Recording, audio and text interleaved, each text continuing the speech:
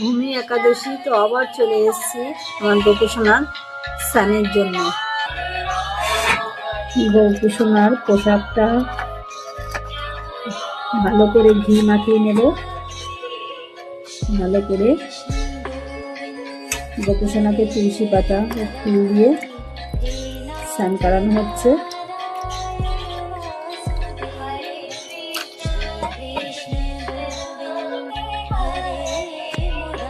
ভালো করে মাথাটা মুছে দেব।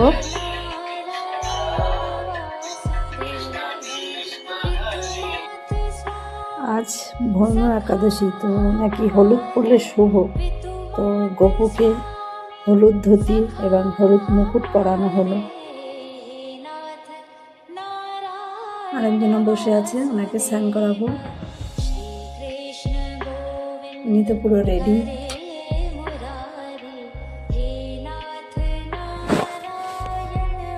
ভালো করে ঘি মাখিয়ে নেব। আমার এটা ছোট এখনো, মানে এটা হচ্ছে আমার ছোট গপু।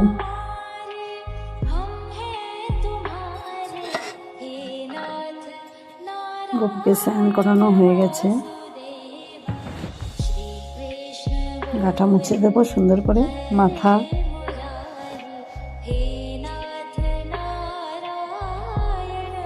গোপুসোনাও ধুতি পরেছে। এই ধুতিটা হচ্ছে পদ্মফুল ধুতি, কিন্তু একেবারে হলুদ হয়নি, একটু একটু হলুদ আছে। আজ নাকি হলুদ শুভ, তো আমার গোপুসোনাদের হলুদ পরানোর খুব ইচ্ছে। এবার চলে এসছে মা লক্ষ্মী। মা লক্ষ্মীকে স্নান করানো হবে ঘি মধু দিয়ে সুন্দর করে। মা লক্ষ্মীকে ঘি ও মধু মাখিয়ে সুন্দর করে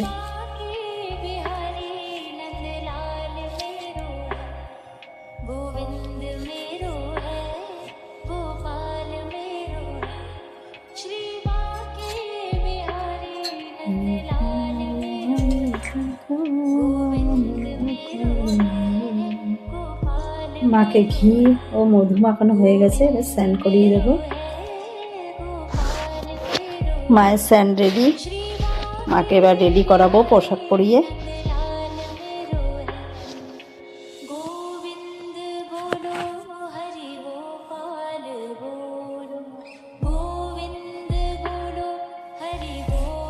আমি মাকে ঠিক করে শাড়ি পরাতে পারি না, আমার মেয়ে করায়। ছোট মেয়ের খুব পছন্দ লক্ষ্মী ঠাকুর, তো আমি গোপুসোনাকে খুব সুন্দর করে পারি স্নান করাতে। কিন্তু মাকে শাড়ি পরানো মানে কি বলবো, আমি শাড়ি নিজেই পরতে পারি না, মাকেও পরাতে পারি না। তো তবুও পরিয়েছি, আপনারা দেখবেন। যদি ভুল কিছু হয় তো কমেন্টে আমাকে জানাবেন।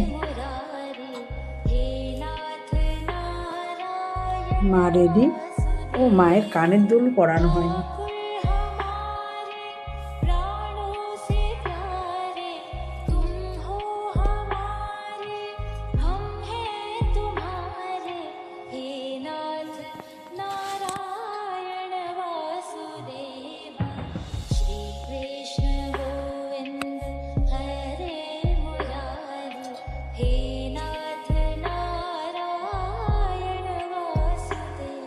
তো একে একে সব রেডি।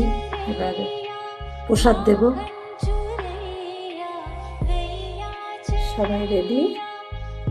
গোপুসোনা সকলে হয়ে গেছে। গোপুসোনা প্রসাদ নিবেদন করবে। আমরা এখন আসি।